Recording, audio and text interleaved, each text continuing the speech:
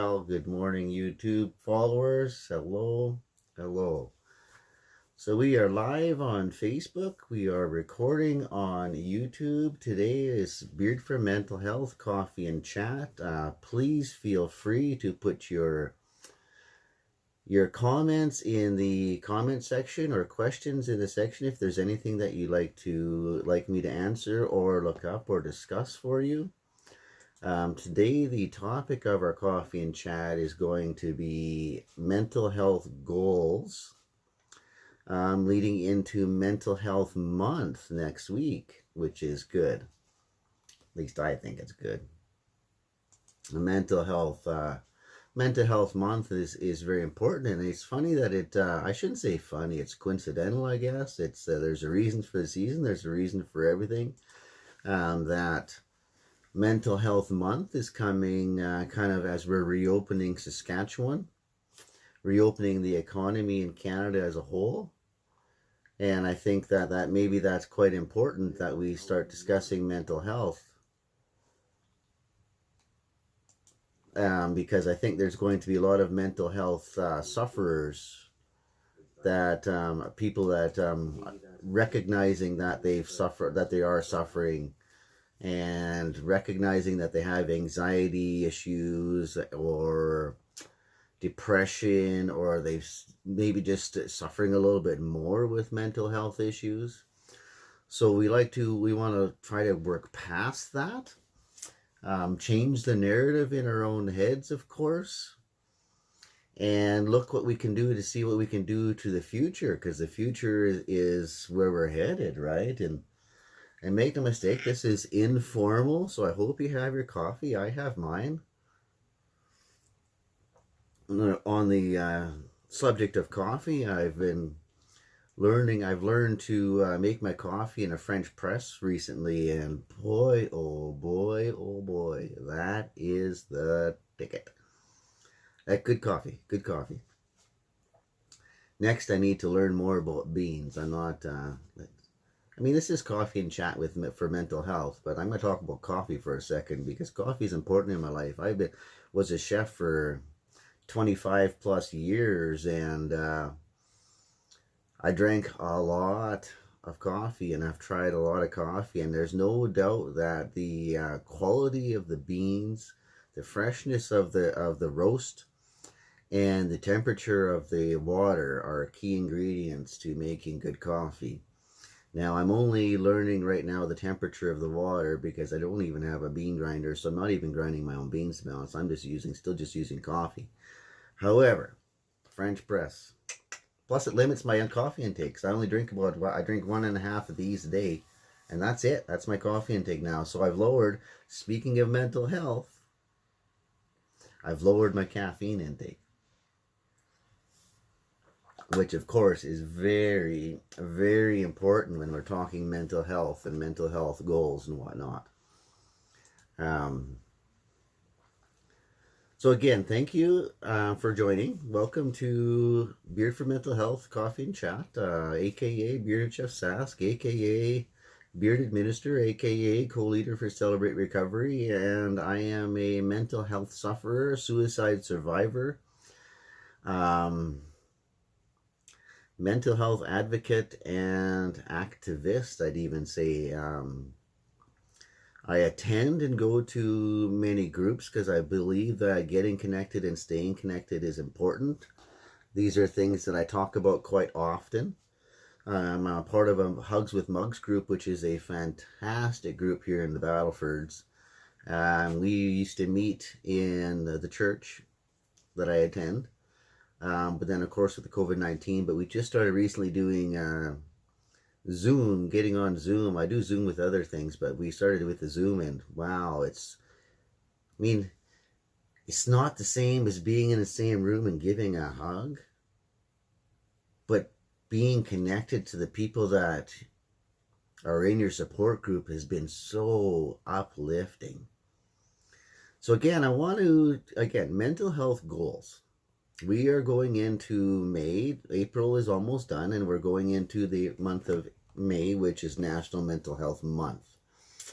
So you'll be seeing lots of green, I might need to buy another green t-shirt. I only have two. They're all Rough Riders.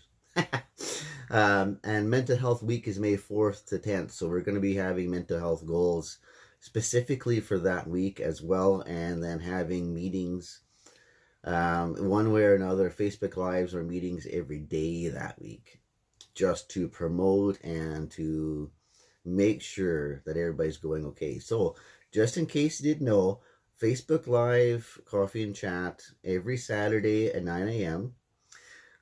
Zoom, Beard for Mental Health, Coffee and Chat Wednesdays at 9 a.m. So feel free to join me then. We do have a Beard for Mental Health group where we talk about things that are a little bit more private, and where we will dig a little deeper, I guess, into some people's issues because it's a private group. And so let's first talk a little bit about the setting of goals. So Beard for Mental Health is I'm going to be posting weekly goals throughout the month of May, starting with this week coming up because it rolls into May. So good morning, Pablo. Good morning, Rick, Chris. And so we will be... See, I get lost on my comments here all the time.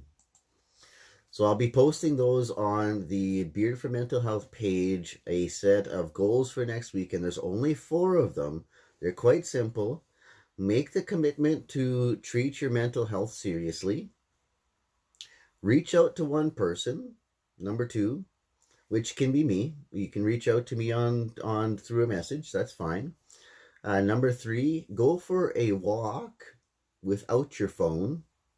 So that's no taking no devices with you. Just go for a walk and just try to enjoy serenity, the peacefulness of the world. Block out the cars and everything. And then my 4th challenge goal for next week, and I do it every day still, but that's a goal for me every day. Every day is a goal for that, is get 20 minutes of sunlight every day. So whether that's me going out and doing my Shy and Doug show that I do on my Facebook Live on my personal page. Shy is my roommate's dog. I go out and just do a Facebook Live, but then I also go out with her a couple times throughout the day.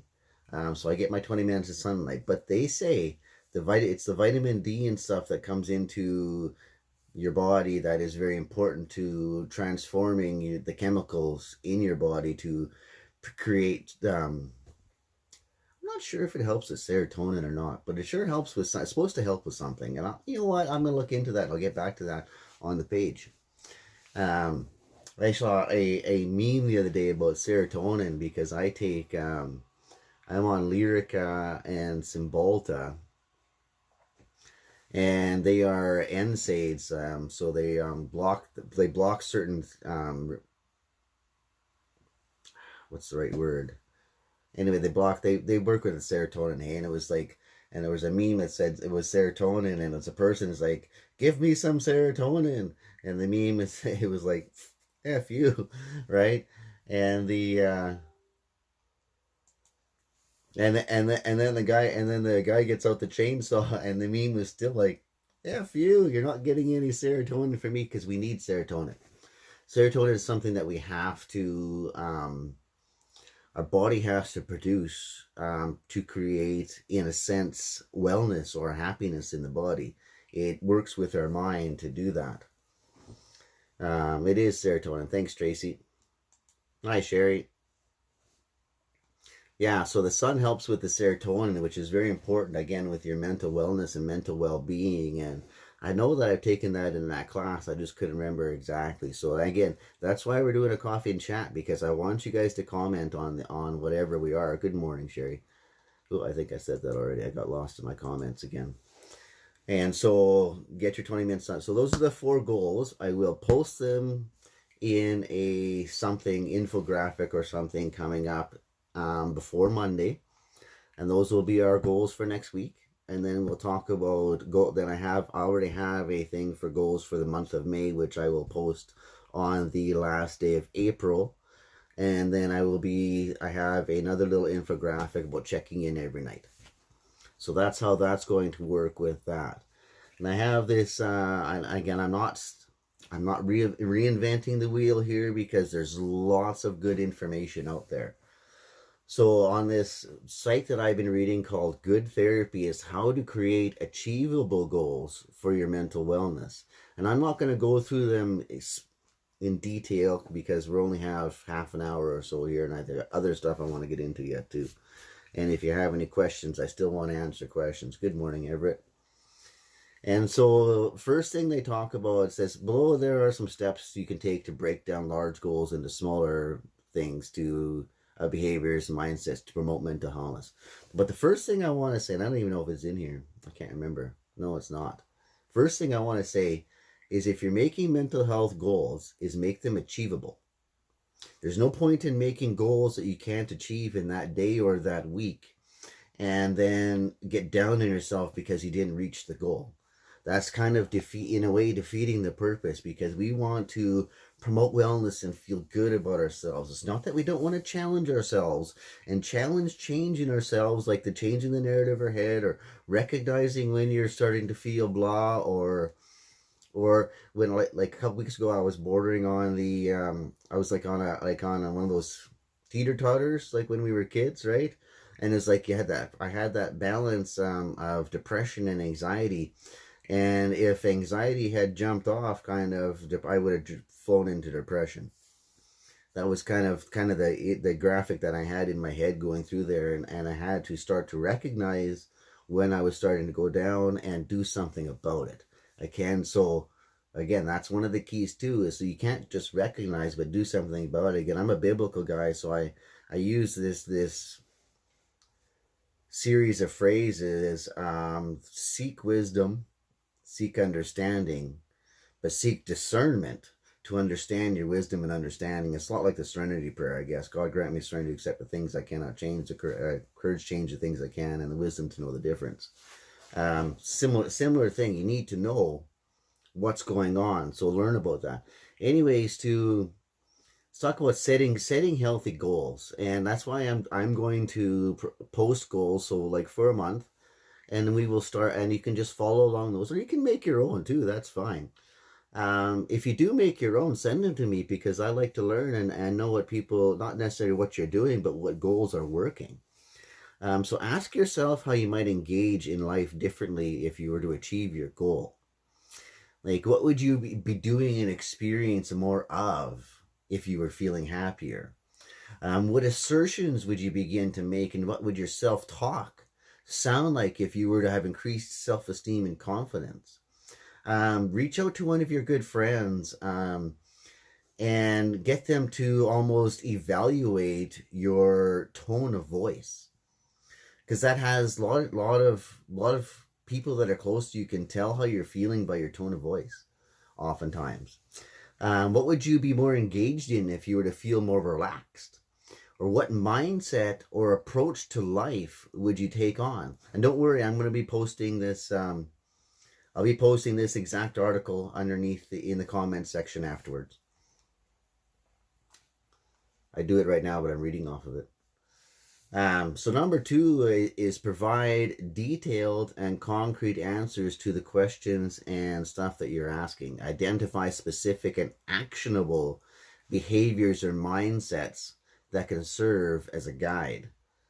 If I were feeling happier, I would be spending more time with my close friends. At least 2 social outings a week would be a sign I was feeling happier. My self-talk would sound more affirming. I would tell myself, I'm really proud of how I handled that situation, and I can believe I can handle future situations. I have this kind of self-talk. I would have this kind of self-talk at least once a day. Back to being accountable for your own actions, right? And making sure that people are, hi Henry, hi Dion, still not paying attention to, hey cuz, hi Carol.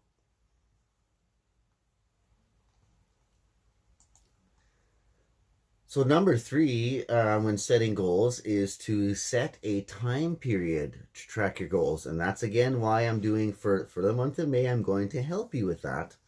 We'll do a time period. So for next week, we have our 4 goals, which again I'll post better words.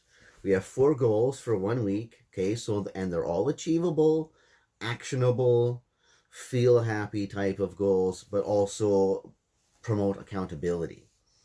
And so setting that time period to track your goals is very important. Give yourself an overall time frame to track your goals, and then begin tracking on a daily and weekly basis. Again, what we're doing. I think I'll find it.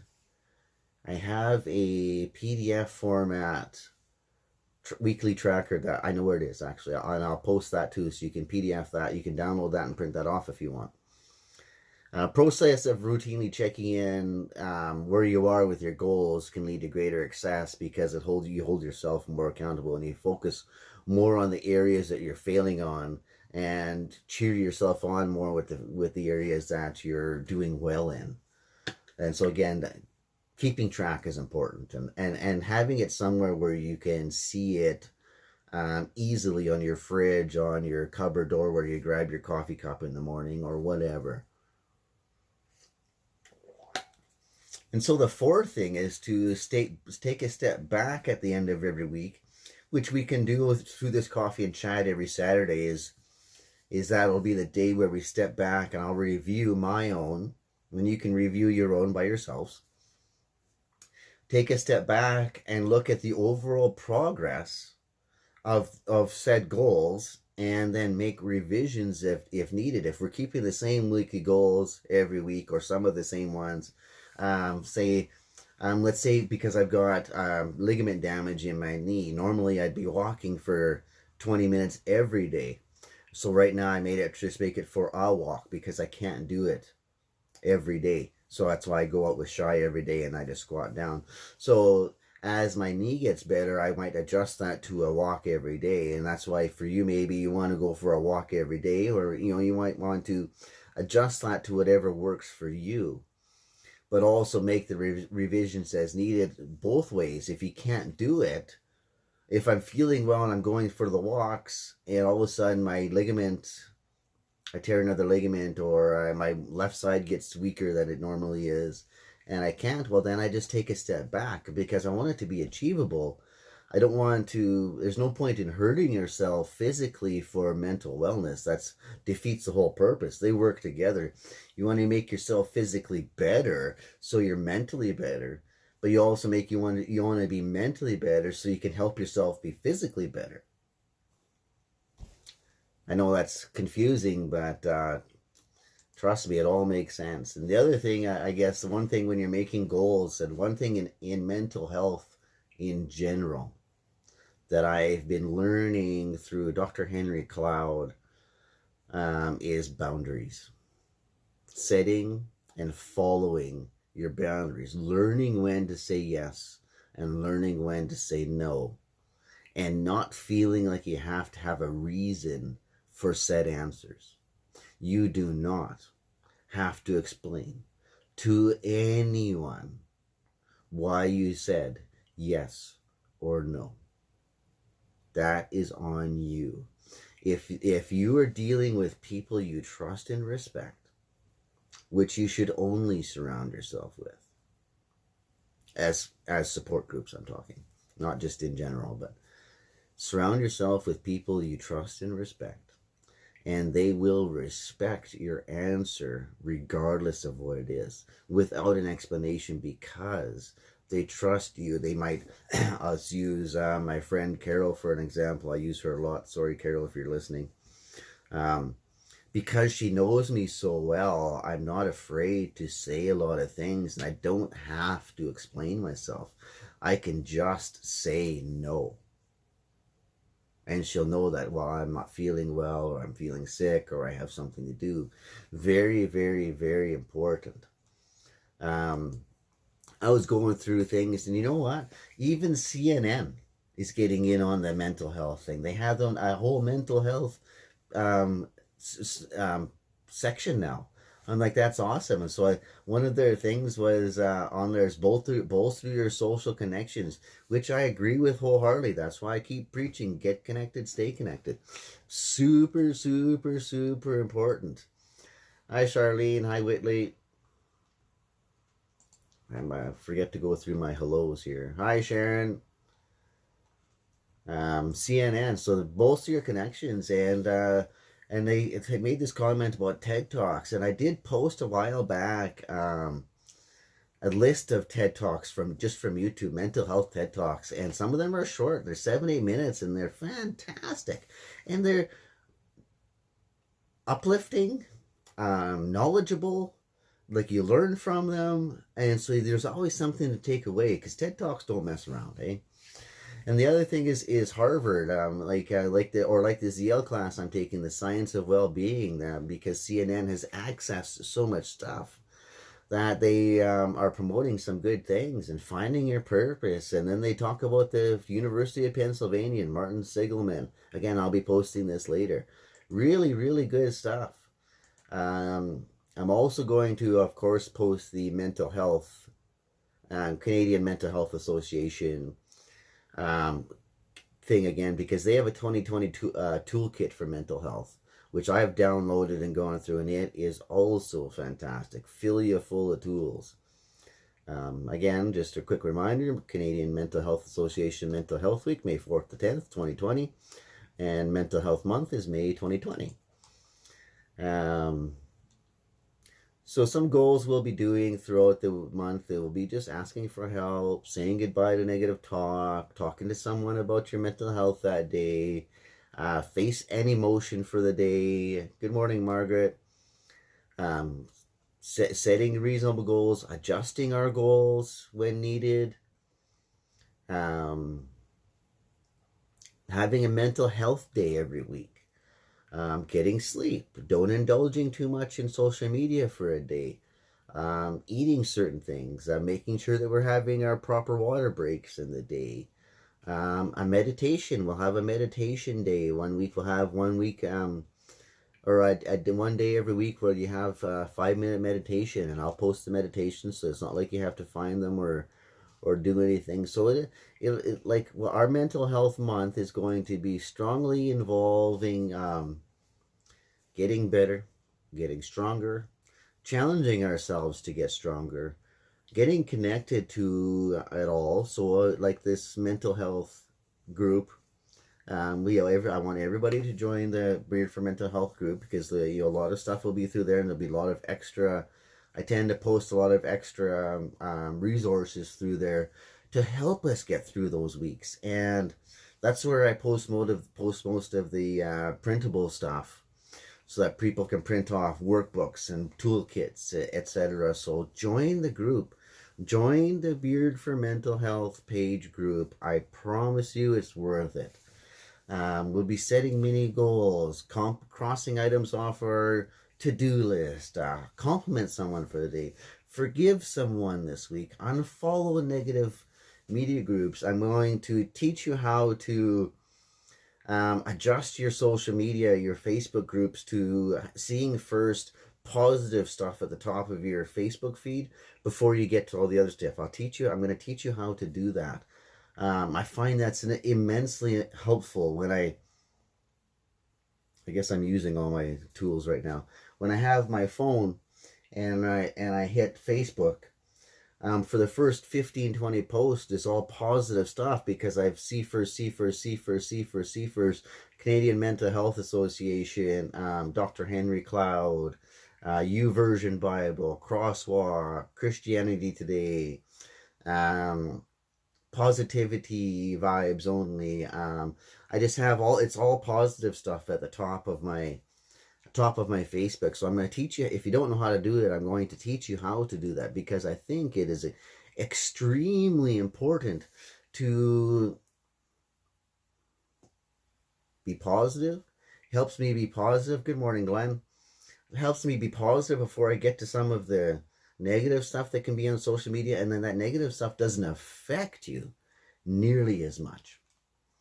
So that's, just teaching you ways and learning ways to be better, to do things better, to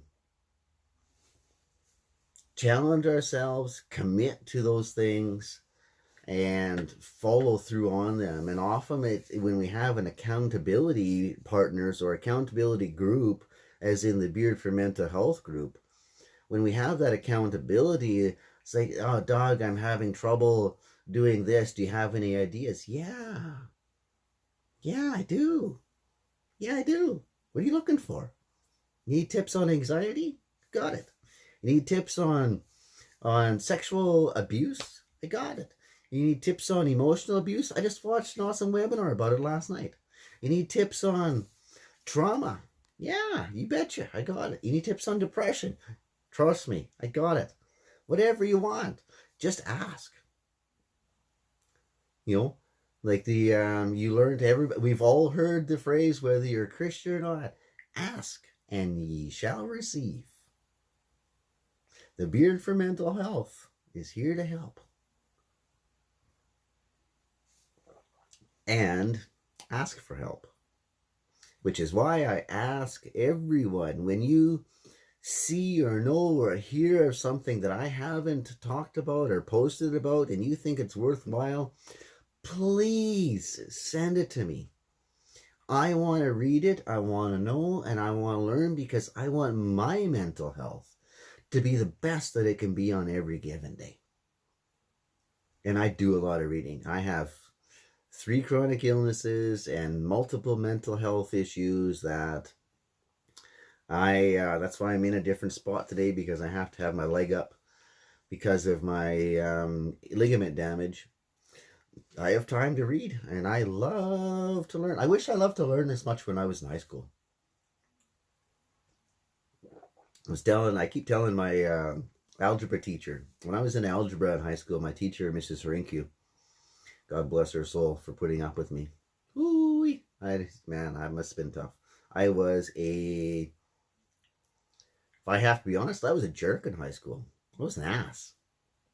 I was difficult. I was rebelling, and man, it had to have been hard on some of those teachers. Oh my goodness. Teachers, I'm sorry. I love you. I love you.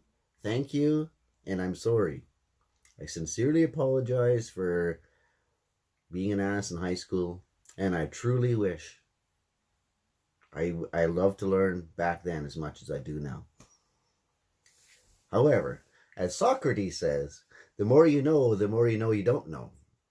And so maybe that's part of it too, is that I've learned so much that I realize that I have so much to learn. Could be too. Anyways, Mrs. Harinkyu kicked me out of school lots of times and got mad at me lots. And I think I failed algebra a couple times because I wasn't very good at paying attention, and went off to Saskatoon where things were a little bit easier, and I passed and came back, and she was just not that she was difficult, but she was, man, she wanted the best. But it's no different than me as a chef. That's why I appreciate her now, and we're friends now, and I like and share it, or not share, like and post and comment on her stuff, because I respect her. Because when I became a chef, I was very similar. I'm a perfectionist, and I want the best out of everybody. And I can see the potential, and now that I know my abilities, I'm sure that Mrs. Harinkyu could see the potential in me, and was probably extremely frustrated at my lack of ambition. And so that's been a challenge of mine once I learned kind of a little bit about that, is to focus my ambition on the things that I'm talented at, and don't worry about the things that I'm not, because there's a reason why everybody is different. And when I started cooking, algebra became simple to me. It became easy. Not because it was easy, but because Mrs. Harinkyu had been tough on me. And even though I had been an ass to teach, I still learned. Hallelujah. Anyway, I don't know what your plans are for the week. I'm going to post the comments. I sincerely hope that